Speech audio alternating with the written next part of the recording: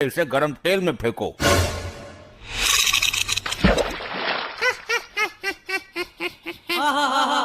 ये हंस क्यों रहा है? तेल ठंडा है क्या? नहीं प्रभु, तेल तो एकदम दहकता हुआ है। तो इसे तो कुछ हो ही नहीं रहा, इसे तो और मजा आ रहा है। बस कर ली अपने मन की, मर गया कीड़ा। मुझे दंड देना तुम्हारे बस में नहीं है, मैं इन तुच्छ मनुष्यों में से नहीं हूँ।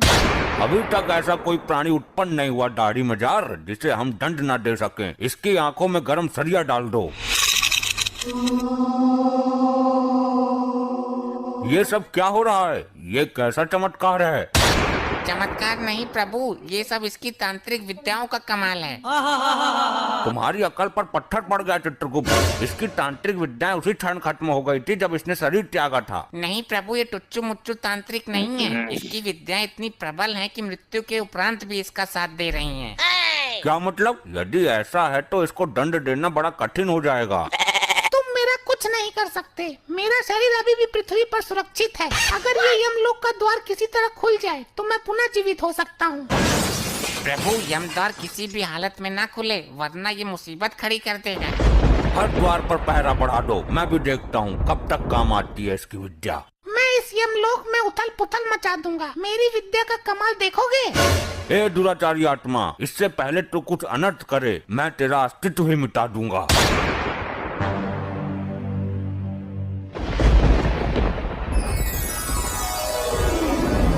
अबे कौन है यो? मिला कहाँ से ये? प्रभु, इस पर काबू पाने के लिए इसकी विद्याओं को नष्ट करना होगा। ये क्या तांत्रिक विद्या हाथ में लेकर घूम रहा है कि छीनी और नष्ट कर दी? तो कुछ तो करो प्रभु, काबू में तो करो इसे। काबू में तो कर ही लूंगा मैं, आखिर यम है हम।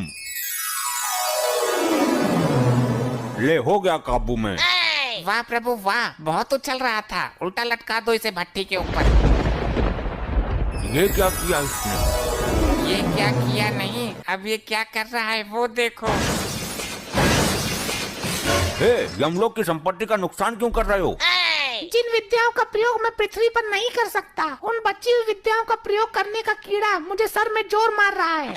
अबे तो सर पत्थरों में डालकर मर। यमलोक की संपत्ति को नुकसान पहुंचाने का तुम्हें कोई अधिकार नहीं है, रिचर्ड मानवीय आत्मा। अब मैं यमद्वार को तोड़ने जा रहा हूँ, मुझे दोबारा जीवित होना है। ठहरो मानव, जो एक बार मृत्यु को प्राप्त कर लेता है वो दोबारा जीवित नहीं हो पाता है। मैं होऊंगा दोबारा जीवित। ये तो सुन के राजी ही ना है, अब क्या करें? अब तो ब्रह्मदेव ही कुछ कर सकते हैं। हे परमपिता, हमें इस संकट से निकालने का मार्ग बताइए। हे यमराज, इस संकट से तुम्हें खुद ही निकलना है।